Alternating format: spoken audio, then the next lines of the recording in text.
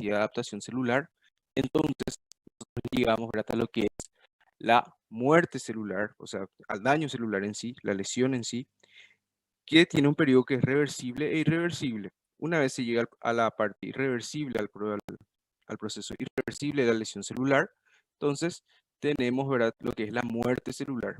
Entonces la serie o el conjunto de manifestaciones anatomopatológicas de la muerte celular es lo que llamamos necrosis, ¿verdad?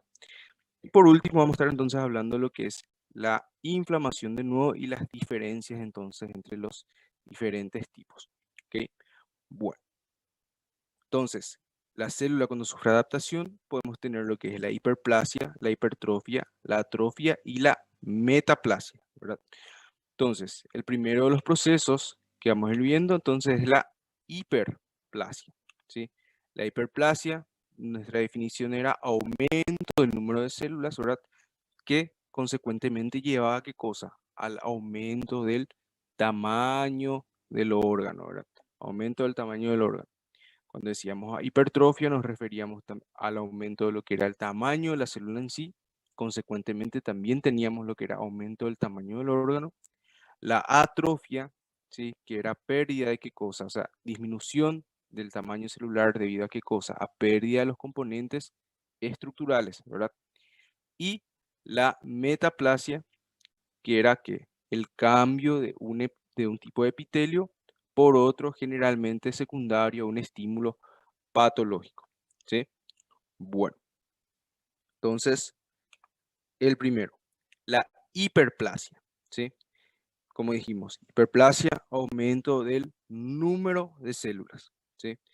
Entonces, en general, ¿verdad? Cuando tenemos un proceso hiperplásico, principalmente en formaciones epiteliales, ¿sí? O en todo caso, ¿verdad? Órganos que forman glándulas, ¿sí? Que tienen composición glandular. Entonces, lo que encontramos generalmente es, uno, un aumento, ¿sí?, del número de glándulas, ¿está bien? Entonces, vemos que tenemos un aumento del número de glándulas, ¿sí? Aumento del número de glándulas. ¿Qué es otra cosa que tenemos? Generalmente notamos una basofilia un poco mayor en comparación a lo que son los órganos normales. ¿Por qué? Porque nosotros tenemos en este caso aumento del número de células, ¿sí? O sea, aumento del número de los núcleos. Los núcleos de Sandbrat, que son los componentes que otorgan la basofilia a la célula, básicamente, ¿sí? Entonces, por lo tanto, es esperable ver, ¿verdad?, un aumento de la basofilia, principalmente en las zonas donde tenemos un proceso hiperplásico, ¿sí? Entonces, por aumento del número de células, ¿está bien?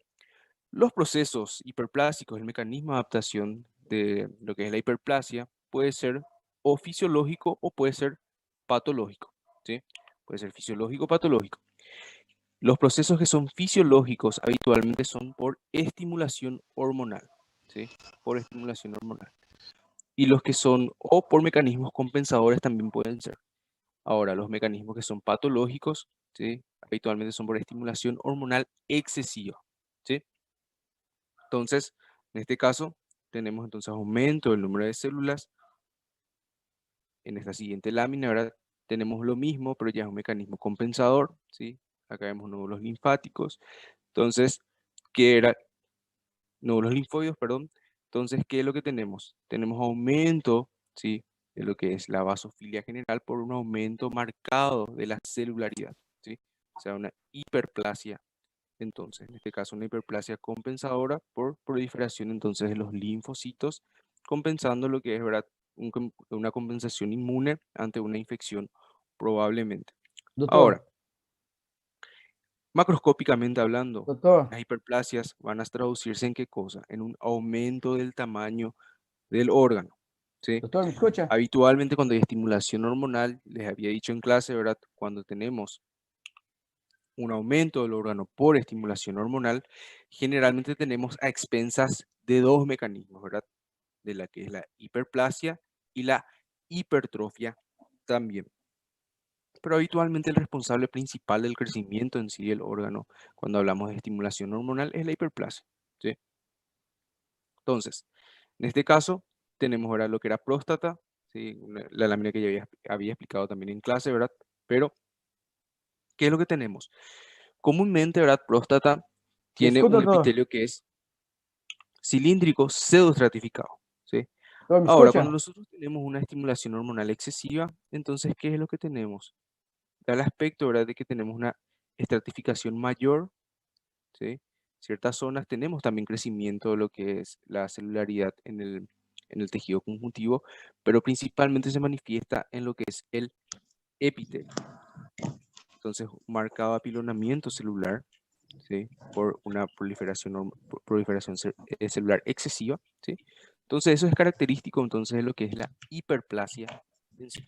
Entonces, aumento del número de células, ¿sí? Aumento del número de células. Entonces, en el caso del endometrio, también vemos lo mismo. Ahora dijimos, formaciones glandulares aumentan cuando hay un proceso hiperplásico, ¿sí? Entonces vemos que tenemos acá un mayor número de glándulas en general, ¿sí? Pero si nos fijamos otra vez en el epitelio en sí de la glándula, entonces, ¿qué encontramos? Encontramos ya una estratificación muchas veces de lo que es el epitelio, entonces apilonamiento celular por estimulación hormonal excesiva, ¿sí? Hiperplasia fisiológica y patológica, ambos son debido a las hormonas. La hiperplasia fisiológica, sí, puede ser por hormonas o puede ser un mecanismo compensatorio, ¿sí? Mecanismo compensatorio, por ejemplo, una hiperplasia linfoide, ¿sí? Es un mecanismo compensatorio. O, por ejemplo, una hepatectomía, entonces hay pérdida, ¿verdad?, de lo que es tejido, entonces las células empiezan a proliferar. En ese caso tenemos una hiperplasia fisiológica, pero es compensatoria. La hiperplasia prostática, por otro lado, ya es patológica, ¿sí? Suele ser por una estimulación hormonal excesiva ya. Otro factor que puede inducir a una hiperplasia patológica, por ejemplo, es producción de factores de crecimiento por ciertos virus, ¿sí? Factores de crecimiento por ciertos virus, por ejemplo, o sea, el VPH, por ejemplo, puede producir factores de crecimiento que inducen a proliferación epitelial, por ejemplo, ¿sí? Entonces, fisiológica por mecanismos compensadores o por hormonas, y la patológica por estimulación hormonal excesiva o factores de crecimiento producidos por ciertos virus también, ¿sí? Bueno, entonces, crecimiento celular, aumento de la celularidad, ¿sí? Si vemos acá desde cerca, entonces, ¿qué vemos? ¿Verdad? Aumento de lo que es la cantidad de los núcleos, ¿verdad? Justamente, ¿verdad?, traducido en un aumento de lo que es el número de células, principalmente, ¿verdad?, en la zona epitelial, ¿sí? Entonces, muchas veces da una impresión, ¿verdad?, de apilonamiento celular por proliferación excesiva, entonces, de las células, ¿sí? En este caso tenemos piel, ¿sí? Vemos que una de las capas de la piel, entonces, está con una proliferación exagerada, ¿sí? O sea, hiperplasia, entonces, de una de las capas de la piel, o sea, aumento del número de células, ¿sí? E incluso si nos fijamos, algunas células, ¿verdad?, están hipertrofiadas en relación a otras, ¿sí? Hay algunas células que son de mayor tamaño. Entonces, como les dije, la estimulación hormonal y lo que es factores de crecimiento también pueden inducir a hipertrofia de las células, pero principalmente, ¿verdad?, decantan por la hiperplasia, ¿ok? Bueno. Entonces, eso en cuanto a la hiperplasia. Entonces, hiperplasia, aumento de lo que es el número de células, ¿sí? Cuando hablamos de hipertrofia, entonces nos referimos a qué cosa? Aumento del tamaño celular, ¿sí? El aumento del tamaño celular. Generalmente, cuando tenemos la hipertrofia, también podemos hablar de lo que es fisiológico y patológico, ¿sí? Fisiológico, como dijimos, pueden ser por estimulación hormonal también, o también puede ser por un mecanismo compensador como es el crecimiento muscular ante el ejercicio, ¿sí?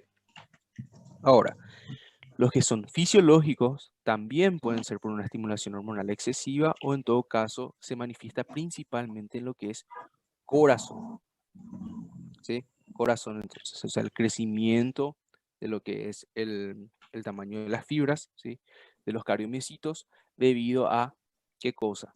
A estímulos secundarios que son patológicos, como la hipertensión arterial, valvulopatías, o en todo caso una miocardiopatía hipertrófica, ¿sí? Entonces, en este caso, ¿qué es lo que tenemos? Vemos corazón, ventrículo izquierdo, ¿verdad? Aumento de lo que es el grosor de la pared, ¿sí? Un aumento marcado del grosor de la pared. Incluso en ciertas zonas podemos ver necrosis, ¿verdad? O sea, zonas de infarto, o sea, necrosis de tipo coagulativo, ¿sí? ¿Por qué? Porque el crecimiento entonces del músculo es tan extenso que ni siquiera el corazón consigue entonces suplementar la cantidad de oxígeno necesaria para el músculo, ¿sí? Entonces, en este caso tenemos una hipertrofia, entonces, patológica, ¿verdad? Generalmente no se les pide que ustedes hagan la diferenciación entre lo que es fisiológico patológico, pero sí reconocer entonces el proceso de lo que es la hipertrofia, ¿sí? Mecanismo adaptativo de la hipertrofia. Si nosotros vemos en la parte microscópica, ¿qué es lo que notamos? Entonces, fibras de tamaño normal, ¿sí? Fibras hipertrofiadas, ¿sí? Entonces, ¿qué es lo que notamos? Aumento del grosor de la fibra en los cortes longitudinales, ¿sí? Muchas veces hay también un aumento de lo que es el tamaño del núcleo, ¿sí? No suele ser tan marcado como el aumento de lo que es el componente citoplasmático en sí, pero también hay, ¿sí?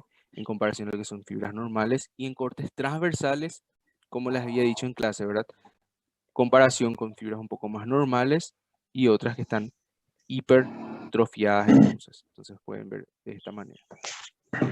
Fibras hipertrofiadas en comparación a otras que tienen tamaño un poco más reducido, ¿sí? Entonces cortes longitudinales, cortes transversales entonces. Vemos aumento entonces de lo que es el tamaño celular, ¿sí? Ahora, cuando tenemos, ¿verdad?, por estimulación hormonal en otros casos, muchas veces esta imagen, ¿verdad?, era la que había utilizado luego en clase, decíamos que generalmente lo que era el proceso hipertrófico en sí era a expensas de crecimiento, ¿verdad?, de lo que era componente citoplasmático antes que el componente nuclear, ¿verdad? Entonces, el componente nuclear principalmente era la vasofilia de nuestro corte, ¿verdad? Y lo que era el componente citoplasmático, la eosinofilia. Entonces, nuestro esquema, ¿verdad?, podríamos hacer de la siguiente manera. Entonces, nuestra célula, ¿verdad? ¿Ok? Entonces, generalmente la relación núcleo-citoplasma, ¿verdad?, de una célula normal es 1,4, puede ir hasta 1,6, ¿verdad? Después, cuando hay crecimiento, en el caso de una hipertrofia, entonces hay aumento del núcleo, pero en comparación el citoplasma suele ser más extenso el crecimiento citoplasmático, ¿sí? El agrandamiento citoplasmático. Entonces, muchas veces lo que podemos ver, ¿verdad?, son ciertas zonas, en todo caso acá vemos que hay algunas que tienen un halo eosinófilo mayor, ¿sí? O sea, volver chiquitito. Entonces, vemos un halo eosinófilo mayor en ciertas células que en otras zonas, por ejemplo. Acá, por ejemplo, podemos ver que hay una basofilia mayor. ¿Por qué? Porque no hay un halo eosinófilo en el caso de las células, ¿sí? Porque no están tan hipertrofiadas como otras, ¿ok? Pero generalmente, ¿sí? Generalmente se pregunta más de esta manera, ¿sí? Entonces, lo que es la hipertrofia en sí, macroscópicamente así, principalmente en lo que es corazón, microscópicamente de esta manera, ¿sí? El proceso hipertrófico en sí. Entonces, lo mismo, acá vemos ahora, este es probablemente una cardiomiopatía hipertrófica, ¿sí? Aumento bastante marcado de lo que es el grosor de la pared del ventrículo izquierdo, y microscópicamente ven como las fibras, lo normal es que estén bien ordenadas, bien alineadas, ¿sí? Pero en el caso de la cardiomiopatía hipertrófica, las fibras están completamente desordenadas, ¿sí? Eso vamos a estudiar después en la parte de las cardiomiopatías, pero nada más es para demostrar cómo hay un crecimiento bastante marcado de lo que es el tamaño entonces del cardiomiocito, o sea, un proceso hipertrófico, ¿sí? Bueno, entonces dos ya vimos, la hiperplasia, la hipertrofia. Cuando hablamos de atrofia, ¿sí? El proceso atrófico entonces es disminución del tamaño celular por pérdida de los componentes estructurales, ¿verdad? Entonces, puede ser también fisiológico y puede ser patológico. Las atrofias fisiológicas son las que ocurren en el proceso de desarrollo embrionario, ¿sí? Otro ejemplo también es el útero grávido, ¿verdad? Cuando se da a luz, entonces el útero termina sufriendo atrofia, ¿verdad? De lo que son los componentes celulares. Otro ejemplo, ¿verdad? Timo, entonces presente en el niño, ausente en el adulto. Habitualmente cuando hay atrofia de un órgano, generalmente lo que encontramos son nada más remanentes del órgano normal, ¿sí? Pero hay infiltrado de lo que es tejido adiposo, ¿sí? Hay infiltrado de tejido adiposo. Pero más común es ver de esta manera, ¿sí? Entonces vemos acá, por ejemplo, este es músculo esquelético, corte transversal, ¿sí? Las fibras de las fibras musculares. Entonces, ¿qué vemos? Estas son fibras que son normales y estas son fibras que sufrieron atrofia, entonces, o sea, disminución de su tamaño. Cuando nosotros hablamos de atrofia, principalmente ya definimos lo que era la fisiológica, pero en el caso de la atrófica, entonces puede ser por distintas causas. Puede ser por efectos de la vascularización, puede ser por falta de uso, puede ser por envejecimiento, desnutrición, puede ser también por falta de estimulación hormonal, ¿sí? Entre otros, denervación también. Entonces, acá lo que vemos es músculo esquelético, puede ser, ¿verdad? Por denervación, puede ser también por falta de uso directamente, pero lo que sí, la idea es que tenemos entonces fibras que están atróficas en comparación entonces a fibras normales, ¿sí? Entonces, el proceso de atrofia. Otro ejemplo, ¿sí? Entonces, fibras musculares, atrofia entonces, ¿sí? Entonces, acá, ¿ok? Fibras atróficas. Macroscópicamente se traduce en una disminución de lo que es el tamaño global del órgano, ¿sí? En este caso testículos, testículo atrófico, testículo normal, ¿sí? Por distintas causas pueden ser también, ¿verdad? Estimulación, falta de estimulación hormonal o defecto de vascularización, principalmente pueden ser las causas en este caso, o en este caso vemos, ¿qué cosa? Atrofia de la corteza, ¿sí? Atrofia cortical, o sea, demarcación bastante profunda de los surcos, ¿sí? Con resaltamiento de las circunvoluciones entonces, ¿sí? Puede ser por envejecimiento o en este caso puede ser también por Alzheimer en sí, ¿sí? Entonces, degeneración celular, o sea, disminución de lo que es el tamaño celular, induce a em, la atrofia cortical en sí. Cuarto mecanismo adaptativo, ¿sí? La metaplasia, ¿sí? Metaplasia. Entonces, cuál era la definición de metaplasia que hablábamos? Hablábamos de cambio, ¿verdad? De un epitelio por otro secundario, ¿verdad? Un estímulo que habitualmente es patológico, ¿sí? Entonces, son ambos epitelios funcionales. Pero ojo, en la metaplasia, cuando hay un proceso metaplásico, no se confundan con lo que es la displasia, ¿sí? Cuando hay un proceso metaplásico, las células son normales, ¿sí? Las células siguen siendo normales. Ahora, cuando hay una desorganización arquitectural de lo que es el epitelio, ¿sí? Asociado a lo que es la atipia constituye, ¿verdad? Una serie de, un conjunto de características que incluyen lo que es la hipercromasia, el pleomorfismo, ¿sí? Presencia de mitosis, pérdida de polaridad. Entonces, todas esas características que estuvimos viendo más en la parte de neoplasias, ¿sí? Ahí hablamos de lo que es displasia en sí. Pero un cambio nada más de lo que es el epitelio no constituye necesariamente una displasia. Eso se llama metaplasia, ¿sí? Ahora, el epitelio metaplásico sí puede sufrir futuramente displasia, ¿sí? Pero ahí tiene que haber desorganización en la arquitectura del epitelio más los cambios de atipia, ¿sí? Bueno, entonces, acá ¿qué es lo que vemos? Vemos epitelio plano, ¿verdad? Estratificado, no queratinizado. Y acá vemos lentamente, ¿verdad? El cambio ya a lo que es epitelio cilíndrico simple, epitelio glandular, ¿verdad? incluso acá debajo de lo que es el epitelio plano estratificado, ya vemos formación de algunas glándulas, ¿sí?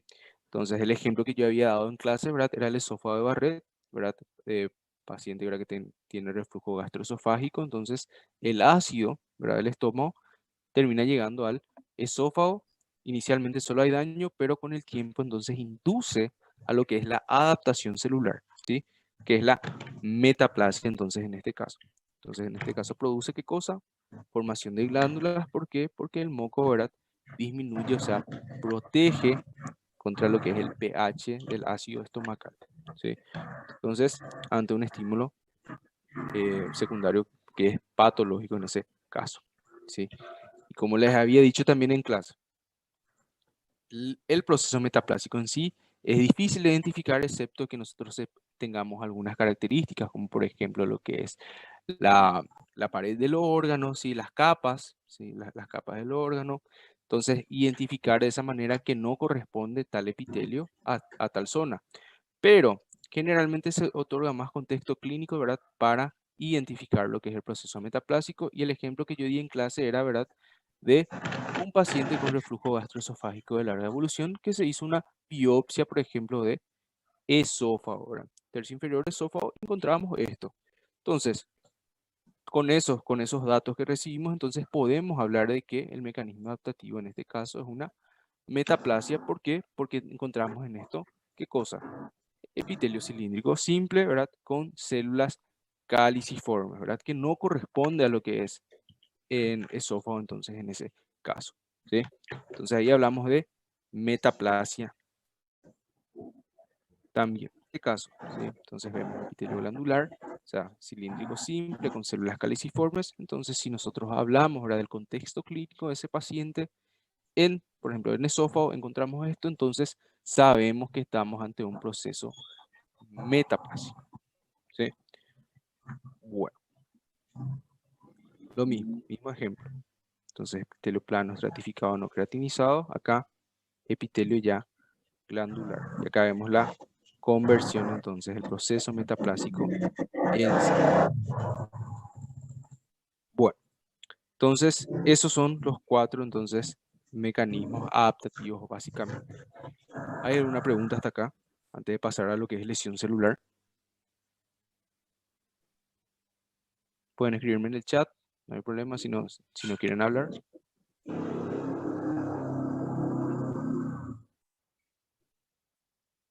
Bueno,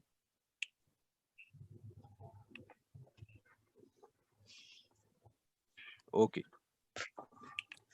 Entonces, eso. Ahora, si nosotros, ¿verdad? Si la capacidad de adaptación se supera, ¿sí? Si ya no se consigue, la célula no se consigue más adaptar, el estímulo es demasiado fuerte como para que la célula se adapte, entonces ya empezamos a entrar en el campo de lo que es la lesión celular en sí. La lesión celular puede ocurrir por dos mecanismos: o la célula no consigue más adaptarse, o tenemos un estímulo que es inherentemente lesivo. ¿Qué significa eso? Que no le va a dar a la célula tiempo de adaptarse, ¿sí? Ejemplos son, por ejemplo, cambios bruscos de temperatura, ¿sí? O sea, temperaturas extremas, electricidad, radiación, ¿sí? Ácidos. Entonces, esos son estímulos inherentemente lesivos. O realmente la célula ya no puede adaptarse, ¿sí? Entonces hay diferentes etiologías en cuanto a lo que es la lesión celular. Podemos hablar de disturbios metabólicos, hipoxia, defectos genéticos, ¿sí? Estímulos físicos, entre otros. Pero cuando nosotros hablamos de lesión celular, tenemos un periodo reversible y otro irreversible. Cuando llegamos a la parte irreversible de la lesión celular, entonces ella inevitablemente va a culminar con la muerte celular.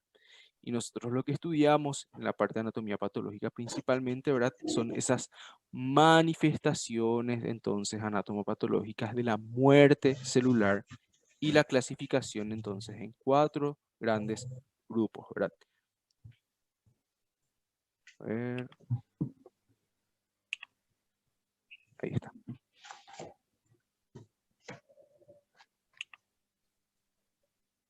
Ok. Bueno, entonces en cuatro grandes grupos, ¿sí? 1. Necrosis coagulativa, ¿verdad? Segundo, necrosis licuefactiva. Tercero, necrosis gaseosa. Y cuarto, necrosis grasa, ¿sí? El primero entonces que vamos a rever, la necrosis, ¿verdad? Coagulativa. Cuando nosotros hablábamos de necrosis coagulativa, generalmente asociábamos a qué cosa? A procesos hipóxicos, ¿sí? Procesos hipóxicos. La hipoxia generalmente induce a lo que es la necrosis de tipo coagulativa, porque la hipoxia activará lo que es el metabolismo anaerobio y muchas veces induce a qué? A disminución del... Ajá, sí. Generalmente hablamos a qué cosa? A disminución de lo que es el pH intracelular, ¿sí? Esa disminución del pH intracelular produce qué cosa? Desnaturalización proteica, ¿sí? Produce desnaturalización proteica, pero no produce digestión enzimática, ¿sí? Esa desnaturalización proteica, ¿qué hace? Induce a que la arquitectura general del órgano quede preservada, lo que es el contorno celular queda preservado también, por lo menos por unos días, ¿sí? Entonces, nosotros tenemos, ¿verdad? A ver, dibujo, ok. Bueno, tenemos nuestra célula, ¿sí? Núcleo. Entonces, cuando hay un proceso, cuando tenemos la necrosis coagulativa, entonces, ¿qué es lo que ocurre? Nosotros tenemos desnaturalización de proteínas y enzimas, ¿sí? Por la disminución de lo que es el pH, ¿verdad? Entonces tenemos disminución de lo que es el pH, ¿sí? Entonces nosotros tenemos lo que es la desnaturalización proteica en sí, ¿ok? Entonces esa disminución del pH, a medida que pasa el tiempo, ¿qué induce? Induce a cambios en el núcleo, ¿sí? Cambios en el núcleo, como es la cariolisis, la pignosis y finalmente la cariorexis, ¿verdad? Que es desintegración del núcleo. Entonces, habitualmente lo que ocurre es que nosotros tenemos, ¿sí? Nuestra célula, el contorno celular está conservado y hay un aumento de lo que es la eosinofilia general, ¿sí? ¿Por qué? Porque el núcleo suele estar ya ausente, ¿sí? Hay ausencia de lo que es el núcleo y otros componentes proteicos intracelulares, ¿sí? Entonces, se mantiene el contorno, ¿sí? Se mantiene el contorno, pero lo que es el interior celular, la basofilia, entonces disminuye por pérdida del núcleo, ¿sí? Entonces, por lo tanto, en general vemos esta zona un poco más eosinófila, ¿sí? Por una disminución de la cantidad de los núcleos, ¿sí? Núcleos que llegaron a cariorexis. Y también, ¿qué cosa? La estructura en sí del órgano, la arquitectura, incluso ven cómo se mantiene más o menos lo que es la arquitectura normal del órgano, entonces queda conservado, ¿sí? Esa es la necrosis de tipo coagulativa, ¿ok? Y generalmente se asocia a lo que es ¿qué cosa? La hipoxia, ¿sí? La hipoxia. Excepto, ¿sí? Excepto, después vamos a tocar mejor, excepto en el cerebro, ¿sí? En el cerebro la hipoxia produce una de tipo licuefactiva que tiene nombre especial, que es la colicoactiva, ¿sí? Como viendo enseguida.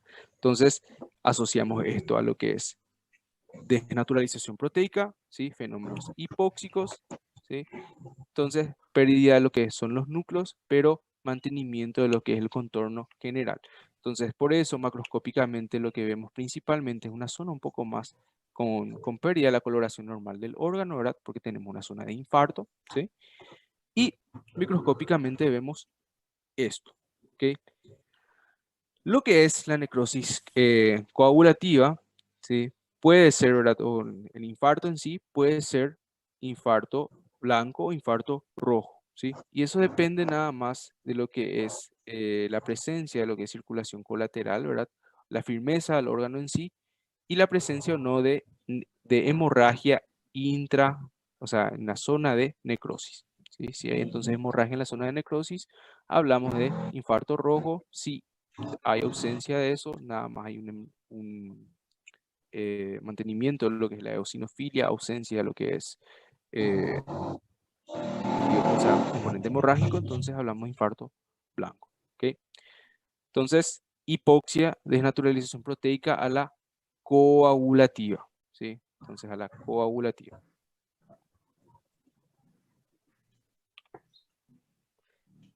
Siguiente, viene ¿cuál? La necrosis licuefactiva. ¿Sí? En la necrosis licuefactiva nosotros asociamos a infecciones sí, bacterianas o fúngicas o en el cerebro si hay hipoxia. ¿Sí? En el cerebro también si hay hipoxia hay una de tipo licuefactiva, pero tiene nombre especial, repito, la colicoactiva, que vamos a ver enseguida. Entonces, macroscópicamente, ¿qué es lo que nosotros vamos a ver? Vamos a ver estas cavitaciones, ¿sí? Zonas de cavitaciones con presencia de qué cosa? De pus. ¿Por qué? Porque pus, el pus, o sea, la pus es un exudado, ¿verdad? Purulento, o sea, un exudado con alta cantidad de detritos celulares y neutrófilos, ¿verdad? Y básicamente los detritos celulares son consecuencia de qué cosa? De la digestión enzimática, ¿sí? De la digestión enzimática producida por las bacterias o incluso por las células inflamatorias en sí, por los neutrófilos en sí, ¿ok? Entonces esa digestión enzimática es lo que produce la necrosis licuefactiva. Entonces claramente pueden ver, ¿verdad? Que acá está mantenido lo que es la arquitectura general del órgano, sin embargo acá no, ¿verdad? Hay cavitaciones e incluso acá perdemos completamente lo que es la estructura normal del órgano. ¿Por qué? Porque hay digestión enzimática de toda esta zona. Entonces tenemos básicamente neutrófilos y detritos celulares nada más. Si estamos en el contexto de una inflamación, esta sería una inflamación de subtipo purulenta, ¿verdad? Subtipo purulenta porque vemos pus. Pero dentro de lo que es necrosis en sí, en el contexto de necrosis, esta es una necrosis de tipo licuefactiva, porque en la necrosis purulenta, o sea, perdón, en la inflamación de subtipo purulenta, hay dentro de eso una necrosis de tipo licuefactiva, ¿sí? Entonces tenemos detritos celulares, incluso, ¿verdad? Presencia de neutrófilos, ¿sí? Entonces, es estos dos diferenciar principalmente. Por otro lado, sí, a ver, preguntas. Sí, exactamente, donde hay pus, generalmente ahí lo que estamos teniendo es una necrosis de tipo licuefactiva, ¿ok? La necrosis caseosa, ¿sí? Su nombre dice caseum, es parecido al queso. Macroscópicamente encontramos este material denso, amarillento, ¿sí? Que es característico de las infecciones por tuberculosis, ¿sí? Microscópicamente, ¿qué es lo que encontramos? Encontramos, ¿verdad? Material denso, eosinófilo, ¿sí? Estas son el que es nuestro punto de necrosis, ¿sí? Rodeado generalmente de una inflamación de tipo granulomatosa, ¿sí? Baja celularidad en la zona de necrosis, nada más hay material eosinófilo, ¿sí? Entonces, que es propio de la necrosis de tipo caseosa. Después vamos a mirar otra imagen. La necrosis grasa, por otro lado, cuya causa, ¿verdad? Suele ser la producción de lipasas, ¿sí? El contacto con lipasas o en todo caso eventos traumáticos, ¿sí? Entonces, ¿qué es lo que ocurre? Macroscópicamente tenemos estas zonas que son un poco más blanquecinas, ¿sí? Que se describen muchas veces como aspecto de tiza o en todo caso en portugués, giz, ¿sí? Entonces, estas zonas un poco más blanquecinas, ¿sí? Son zonas de necrosis grasa. Microscópicamente, ¿sí? Entonces, como sabemos, ¿verdad? Los adipocitos, si voy a hacer un ratito, dibujo. Entonces, los adipocitos suelen ser bien redondeados en todo caso con la membrana plasmática relativamente lisa, ¿sí? Ahora, cuando nosotros tenemos una necrosis de tipo grasa, ¿qué es lo que ocurre? Nosotros podemos presentar o adipocitos que tienen rugosidades, ¿sí?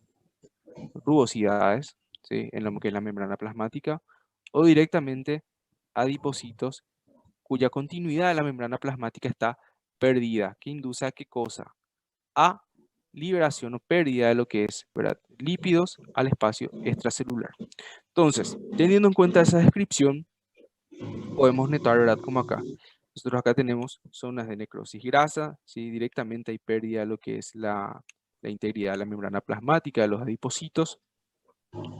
Acá directamente vemos algunos adipocitos con la membrana arrugada, ¿sí? Con rugosidades en la membrana plasmática, ¿sí? Acá otros, acá también, ¿sí?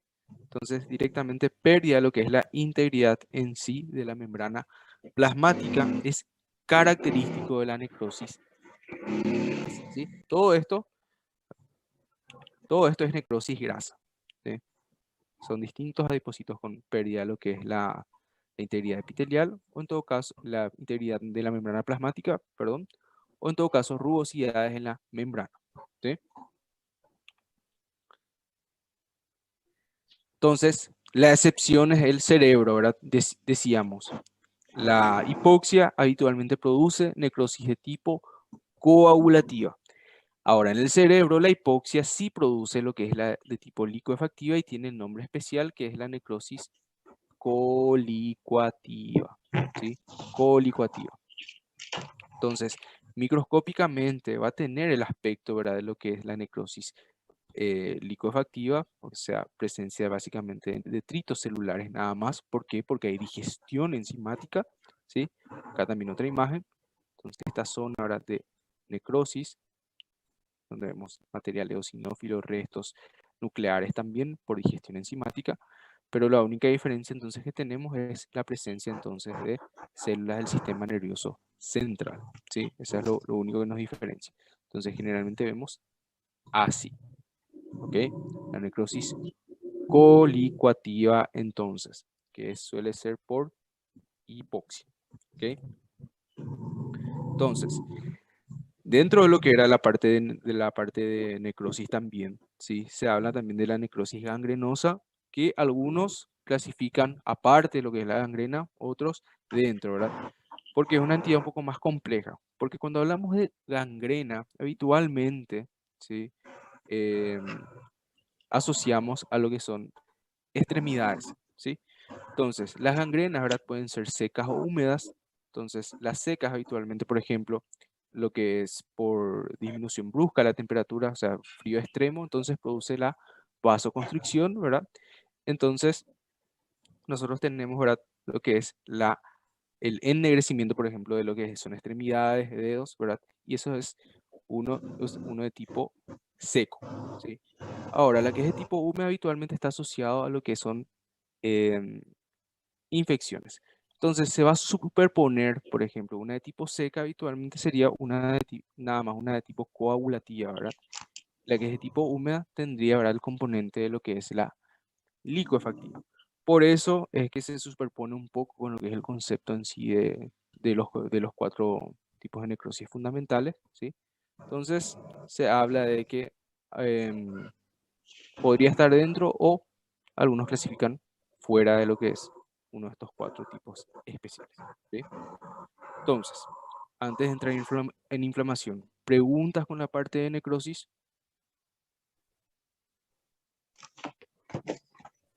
Doutor, doutor, Para el chat. na necrose liquefativa, de onde há o pus em lá a lâmina? Ok, entonces podemos seguir. Cuando hablamos, ¿verdad?, de inflamación, ¿sí?, que es la última parte entonces, inflamación nos referíamos a qué, ¿verdad? Al conjunto, ¿verdad? Sí, conjunto de cambios, ¿verdad? De lo que son, al conjunto de cambios o la reacción ante lo que es la lesión en sí, ante la lesión celular en sí y las manifestaciones en cuanto a ella, ¿verdad? Entonces, inflamación puede ser, ¿verdad?, lo que es la inflamación aguda y la inflamación crónica, ¿sí? La inflamación aguda se caracteriza por qué cosas. Uno, por cambios vasculares y segundo, por presencia de quiénes. El compañero preguntó a usted, no escuchó. No, no, no. ¿Qué me preguntaron?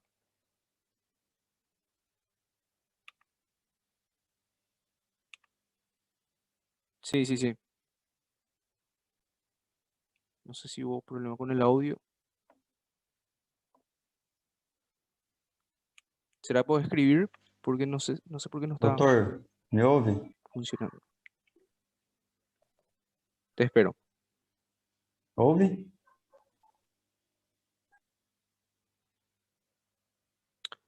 Ok.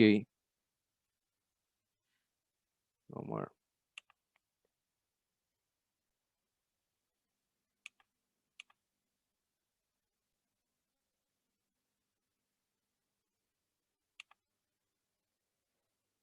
Bueno.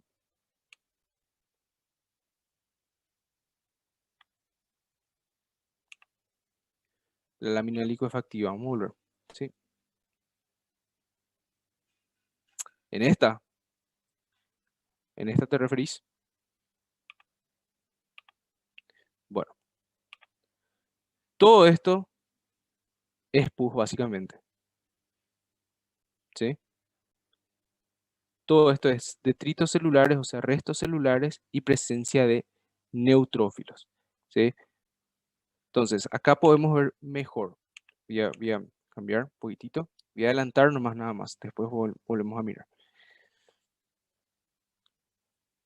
Miren esto.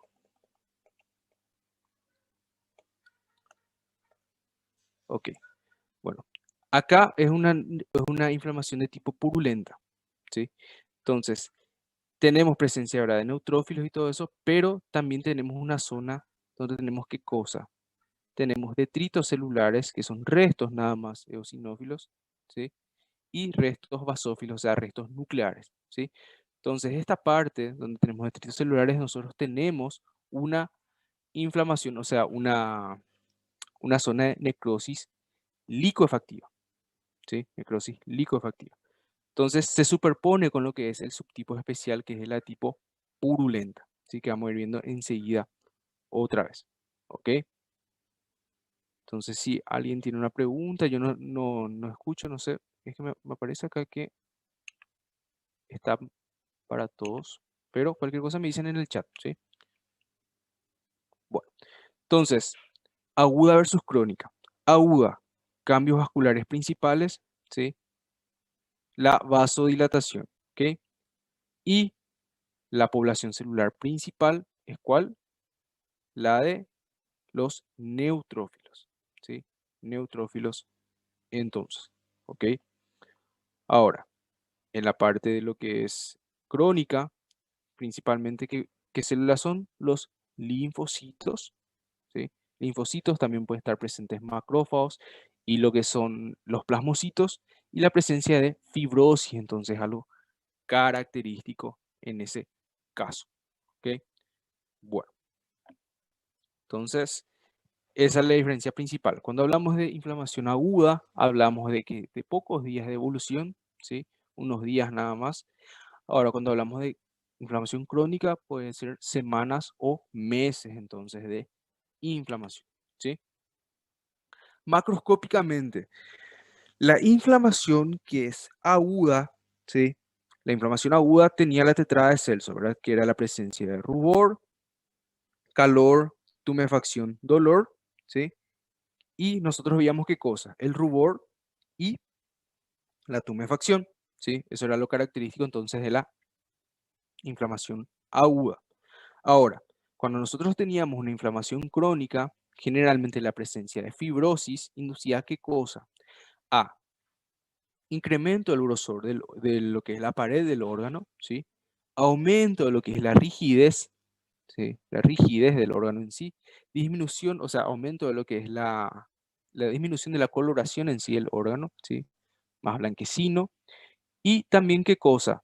Teníamos ausencia de esos signos inflamatorios tempranos, ¿sí? En todo caso, esta es una vesícula biliar, entonces acá con inflamación crónica, con inflamación aguda, ¿sí? Microscópicamente, ¿verdad?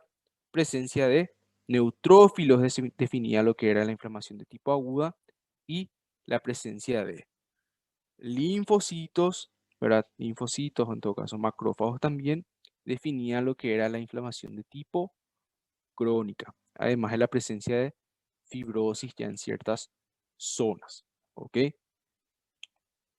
Entonces, eso. Ahora, cuando nosotros hablamos, ¿sí? yendo atrás a la parte de inflamación aguda, ¿sí? Presencia de lo que es tumefacción y zonas, ¿verdad? Donde teníamos un poco más de rubor, ¿ok? Crónica, entonces rigidez ya de los órganos, ausencia de los signos inflamatorios iniciales, aumento del grosor de la pared, ¿ok? Ahora, nosotros teníamos tipos especiales de inflamación aguda, ¿sí? Que son el tipo seroso, el fibrinoso, el purulento y el ulcerado, ¿sí? Son 4 tipos entonces especiales de inflamación aguda: seroso, fibrinoso, purulento y ulcerado. Entonces, básicamente lo que hay diferencias en el grado de extravasación, ¿sí? La extravasación es que la propiedad que permite el paso, ¿sí? De lo que es líquido intravascular o proteínas o incluso células al espacio extravascular, ¿sí? Eso es la extravasación. Ahora, entonces nosotros tenemos estos 4 tipos especiales, ¿sí? Hay diferencias principalmente entre lo que es qué cosa, si son exudados o si son trasudados, ¿sí? Entre estos 3 principalmente. ¿Qué era un trasudado? Un trasudado era un ultrafiltrado del plasma, pero tenía poca cantidad de ¿qué? De proteínas y células, ¿sí? Ahora, un exudado tenía alta cantidad de proteínas y alta cantidad de células, ¿verdad? Entonces el ejemplo típico de un exudado es la pus, ¿sí?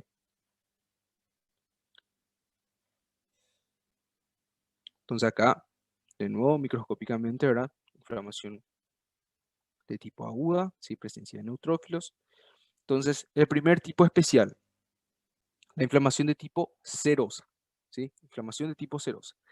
La inflamación de tipo serosa es característica de ¿quiénes? Característica de las enfermedades vesículo-ampollosas, ¿sí? Enfermedades vesículo-ampollosas. Entonces, otra inflamación serosa, otro ejemplo de inflamación serosa también son los derrames pleurales, ¿sí? O derrames pericáricos también, ¿sí? Son ejemplos de inflamaciones de tipo serosa. Generalmente los líquidos, ¿sí? Son de la inflamación de tipo serosa, son claros, ¿sí? No son espesos, ¿sí? En todo caso suelen ser citrinos. ¿Por qué? Porque tienen baja cantidad de proteínas y baja cantidad de células. Entonces nosotros, por ejemplo, explotamos una ampolla, una quemadura y suele ser bien líquido, no suele ser bien líquido, suele ser bien transparente también lo que es el líquido que estaba dentro, ¿verdad? Entonces, ese es el ejemplo de la inflamación de tipo serosa. Microscópicamente es fácil identificar una de tipo serosa porque el ejemplo común es el de una enfermedad vesícula ampollosa y lo que nosotros encontramos es ¿qué cosa?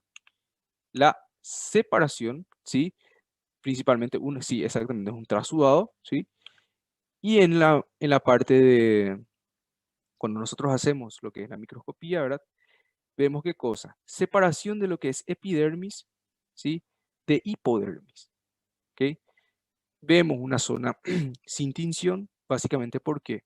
Porque ahí correspondía a trasudado, ¿sí? Y el trasudado tiene poca cantidad de células, poca cantidad de proteínas, por lo tanto, no va a sufrir tinción, básicamente, porque es un ultrafiltrado de plasma nada más, ¿sí? Si acercamos en esta zona de la hipodermis, máximo vamos a encontrar lo que es infiltrado por neutrófilos, ¿sí? Pero dentro de todo es una inflamación, ¿verdad? De tipo aguda, ¿sí? Aguda, subtipo entonces serosa, ¿sí? Una tipo serosa. Otro ejemplo, ¿verdad? Son los derrames pleurales, ¿sí? Acá tenemos corazón, acá tenemos lo que es, ¿qué cosa? Pulmón colapsado, ¿sí? Entonces, costilla, ¿verdad? Entonces acá que tenemos derrame pleural, ¿sí? Entonces, otro ejemplo de lo que es una inflamación de tipo serosa. Ahora, cuando entramos en lo que es inflamación de tipo fibrinosa, el ejemplo típico es lo que ocurre, ¿verdad? En enfermedades del pericardio, así como derrames pericárdicos o pericarditis. Entonces, ¿qué ocurre? Nosotros tenemos lo que es filtrado de qué cosa, de fibrina, ¿sí? Fibrina.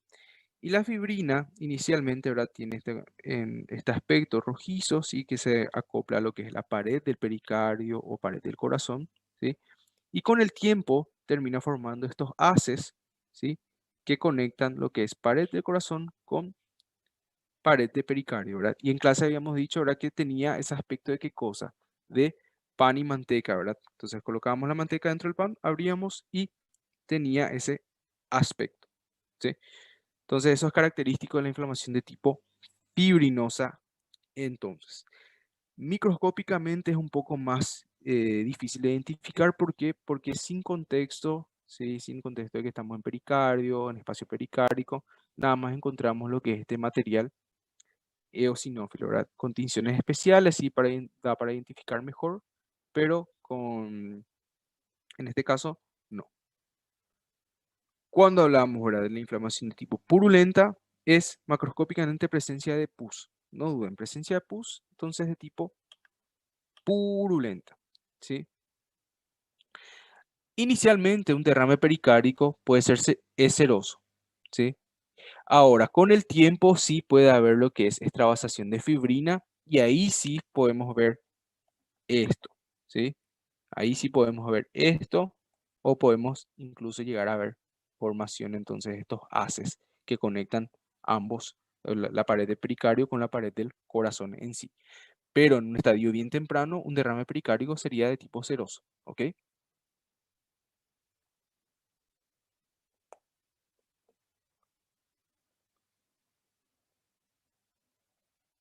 Bueno, seguimos. Entonces, microscópicamente, entonces dijimos que cuando tenemos una inflamación de tipo purulenta, ¿verdad? Es porque hay zonas donde tenemos necrosis de tipo liquefactiva, ¿verdad? Que son las zonas donde hay acumulación de pus, ¿verdad? En este caso acá tenemos principalmente era una de tipo liquefactiva, nada más vemos restos, ¿sí?, celulares, detritos celulares, abundantes neutrófilos estamos viendo entonces en esa zona, ¿sí? Entonces, dentro del contexto de una inflamación, es una de tipo purulenta, ¿ok? Vemos pus, entonces de tipo purulenta también. En este caso una peritonitis purulenta, ¿sí? Presencia de pus, entonces subtipo purulenta, ¿ok? Y la de tipo ulcerativa, sí, es fácil de identificar también porque nosotros encontramos qué cosa, pérdida de lo que es la integridad del epitelio, ¿sí? Microscópicamente vemos acá que tenemos epitelio, pérdida brusca de la integridad epitelial con excavación, ¿sí? Y acá recuperación otra vez de la integridad. Entonces hay una solución de continuidad acá que nos da la pauta de que estamos entonces ante una de tipo ulcerativa, ¿sí? Acá también pérdida de la integridad epitelial, incluso vemos algunos signos inflamatorios, en este caso rubor, ¿sí? Entonces nos da la pauta de que estamos entonces ante una inflamación aguda de subtipo ulcerativa, ¿sí? Llegando a la crónica, entonces, ¿qué era lo característico? Uno, presencia entonces de nidos así de linfocitos, ¿sí? Principalmente, ¿ok? Ven como acá tenemos formaciones glandulares, esta es una cielodenitis crónica, entonces tenemos formaciones glandulares, pero en esta zona ya hay una ausencia marcada de las glándulas. ¿Por qué? Porque fue invadida por tejido fibrótico, ¿sí? Fibrosis entonces. Entonces acá tenemos dos características importantes de lo que es la inflamación crónica. Presencia entonces de linfocitos, ¿sí? Que generalmente se agrupan más en nidos, y presencia de fibrosis entonces, ¿ok? Esas dos características entonces propias de la inflamación de tipo crónica. Si acercamos, vemos que principalmente nuestra población celular es de linfocitos, entonces, linfocitos. Y el subtipo especial entonces de la inflamación crónica, ¿verdad? Es la inflamación granulomatosa, ¿verdad? Que generalmente es como mecanismo de contención, ¿sí?, de lo que son o cuerpos extraños o en todo caso microorganismos intracelulares, ¿verdad?, que son incapaces de ser digeridos por los macrófagos. Entonces, lo característico es esta formación, ¿sí?, esta alineación en herradura de la combinación de varios macrófagos, ¿sí?, rodeados de un collarete de linfocitos. Entonces, esto es propio entonces de lo que es la inflamación granulomatosa. Esta es una célula gigante de Langerhans entonces, ¿sí? Incluso acá vemos otras células gigantes de Langerhans, ¿sí? Y acá vemos una zona de necrosis gaseosa, ¿sí? Entonces estaba rodeado de inflamación granulomatosa, necrosis gaseosa, ¿ok? Células gigantes de Langerhans. Entonces, hasta ahí termina, ¿sí? Ahí hablamos entonces de los tres tipos, de las tres clases principales, ¿sí? Diferenciación entre lo que son los tipos de adaptación, diferenciación entre lo que son los tipos de necrosis, ¿sí? Inflamación aguda, crónica y también la diferenciación entre los cuatro tipos de inflamación aguda especiales, ¿sí? ¿Hay preguntas hasta acá? Doutor, Creo que mejor escribir en el chat porque no no no sé por qué escucha. no les consigo escuchar a ustedes, ¿sí? Entonces, si hay alguna pregunta, espero un ratito en el chat. Si es que no, entonces ya están liberados, ¿sí?